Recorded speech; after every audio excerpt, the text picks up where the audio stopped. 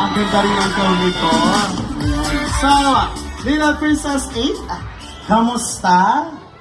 Tired po, pero happy po. Iyan. Ikaw ba ay nag-enjoy? Opo. Oo. Ikaw ba, first time mo lang bang sumali sa mga gantong pageant? Opo. Okay. So, ikaw ba ay kinakabahan? Hindi po. Hindi naman. O, sinong kasama mo ngayong gabi? Pamilya ko po. Ayan, nasa ng family.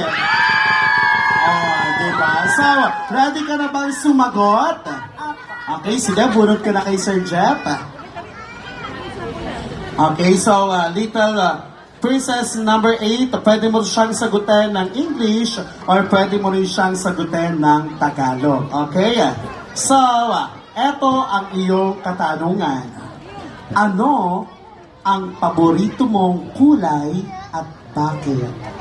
Thank you for that question. My favorite color is pastel pink because it makes me happy.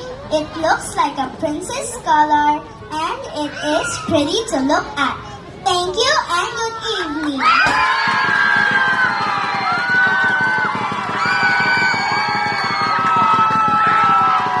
Thank you, little princess number 8.